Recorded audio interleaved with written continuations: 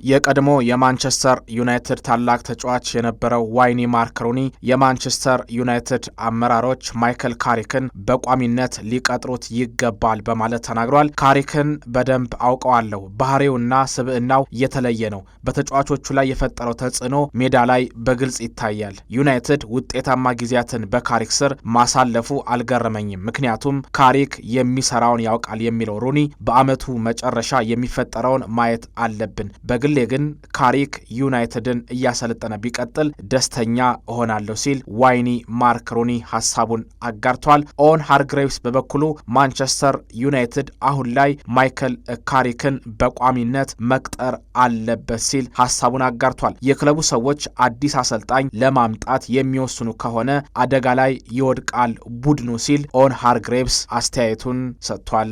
የቀድሞ የማንቸስተር ሲቲ ግብ ጠባቂ የነበረው እንግሊዛዊው ጆ ሃርት ማክስ ዶማን የተለየ ተሰጥኦ ያለው ተጫዋች ነው ሲል ተናግሯል። አርሰናል ኮከብ አግኝቷል። ገና 16 ዓመቱ ነው። በኤቨርተን ጨዋታ ተቀይሮ ገብቶ ያሳየው ነገር ብዙዎቻችንን አስገርሟል። ማክስ ዶማን ዛሬ ትምህርት ቤት ነው። የክፍል ጓደኞቹ ደማቅ አቀባበል የሚያደርጉለት ይመስለኛል። ሚኬል አርቴታ ከዚህ በኋላ ዶማንን ተጨማሪ የጨዋታ ጊዜ ሊሰጡት ይገባል። በቡድን ውስጥ ብዙ ተጫዋቾች አሉ፣ ነገር ግን ዶማንን ሲጫወት ማየት እፈልጋለሁ። ይህ ታዳጊ ተጫዋች በዚሁ ከቀጠለ ለአርሰናልና ለሊጉ ድምቀት ይሆናል። ብሔራዊ ቡድኑንም በሚገባ ማገልገል ይችላል። ሊከበር ይገባል። በሚገርም ሁኔታ ዛሬ ትምህርት ቤት መሄዱ አስደናቂ ነው። ይህ ሰው የአርሰናልና የእንግሊዝ ብሔራዊ ቡድን እንዲሁም ደግሞ ለፕሪሚየር ሊጉ ድምቀት ሆኖ ይቀጥላል። ምናልባት ከሊዮኔል አንድሬስ ሜሲ በኋላ የተገኘው ኮከብ ሊሆን ይችላል ሲል ጆ ሃርት ተናግሯል። የሊቨርፑል ቡድን በስሎት ስር አስፈሪነቱን አጥቷል ሲል የቀድሞ የአስቶን ቪላ ተጫዋች የነበረው ጋብሪኤል ኦግቦላሆር ገልጿል። ብዙዎች ስሎት የክሎፕን ቡድን ይዞ ነው ዋንጫ የበላው ሲሉ እቃወማቸው ነበር። በዚህ ውድድር ዓመት ሊቨርፑል በስሎት ስር ተቸግሯል፣ አስፈሪነቱንም አጥቷል። ቶተንሃም በአንፊልዱ ጨዋታ ላይ ጥሩ መስሎ የታየው የሊቨርፑል ተጫዋቾች ደካማ ስለነበሩ ነው። የክለቡ ሰዎች ስሎትን በቀጣይ የውድድር ዓመት ያስቀጥሉታል ብዬ አላስብም። ሮብ ደግሞ ሌላ ፈተና አለባቸው። ስለዚህ ለስሎት መጪዎቹ ጊዜያት በጣም ፈታኝ ናቸው። ኔዘርላንዳዊ አሰልጣኝ ክለቡን ይለቃሉ። ስሎት ቡድኑን ማሻሻል አልቻለም፣ እጅግ በጣም ተቸግሯል በማለት ኦግቦላሆር ሐሳቡን አጋርቷል።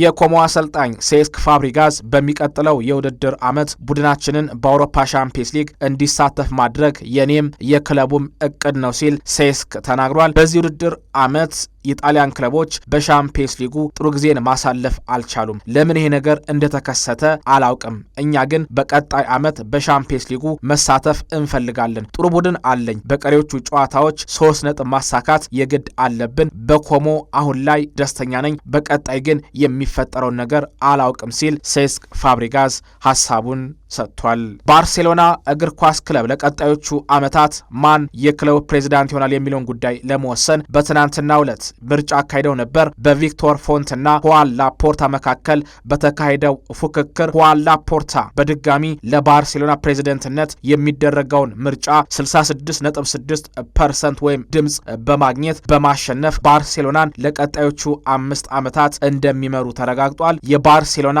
ደጋፊዎችም በላፖርታ መመረጥ ደስታቸውን በመግለጽ ላይ እንደሚገኙ እየተነገረ ይገኛል።